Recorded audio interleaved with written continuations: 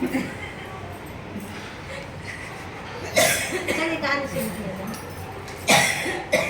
नामक एक बड़ा धर्मात्मा और सदाचारी वैश्य था। वह भगवान शिव का अनन्य भक्त था। वह निरंतर उनकी आराधना, पूजन और ध्यान में तल्लीन रहता था। अपने सारे कार्य वह भगवान शिव को अर्पित करते रहता था। मन, वचन, कर्म से वह पूर्णतः शिव अर्चन में ही तल्लीन रहता था। उनकी इस शिव भक्ति से दारुक नामक एक पूजा राक्षस बहुत क्रोध रहता था।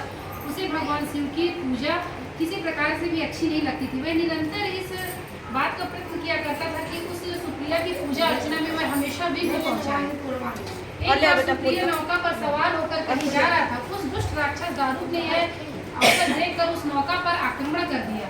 उसने नौका में सवार सभी यात्रियों को पकड़कर अपनी राजधानी में जाकर कैद कर दिया।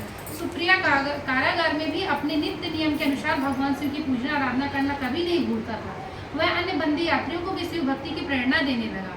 दारुक ने जब अपने सेवकों से सुप्रिया के विषय में यह समाचार सुना तब वह अत्यंत क्रोध होकर उस कारागार में आ पहुंचा और उस भक्त के ऊपर भगवान शिव के चरणों में ध्यान लगाए हुए दोनों आंखें बंद किए हुए बैठा था। उस राक्षस ने उसकी यह मुद्रा देखकर अत्यंत भीषण स्वर में उसे डांटते बोला, अरे दुष्ट वैश्य, तू आंखें बंद करके इस समय कौन सा उपद्रव और षड्यंत्र करने की बात सोच रहा है। उसके यह कहने पर भी धर्मात्मा शिव भक्ति वैश्य की समाधि भंग नहीं हुई। अब तो वह राक्षस बहुत क्रोध से एकदम बावला हो उठा।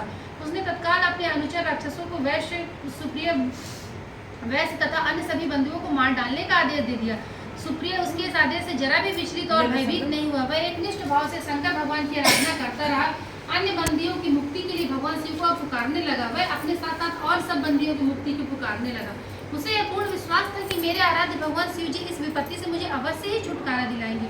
उसकी प्रार्थना सुनकर भगवान शंकर जी तत्क्षण उस कारागार में पहुंचे और एक चमकते हुए सिंहासन पर स्थित होकर ज्योतिर्लिंग के रूप में प्रकट हो गए। उन्होंने इस प्रकार सुप्रिया को दर्शन देकर उसे अपना पशुपति अस्त्र प्रदान कर दिया। उस अस्त्र से राक्षस दारुक नाम के उसके सहयोगी को व्रत करके उसने उसका वध कर दिया और सुप्रिया तीर्थधाम को चला गया। भगवान शिव के आदेश ज्योतिर्लिंग का नाम नागेश्वर पड़ा। बोली शिव भगवान की जय।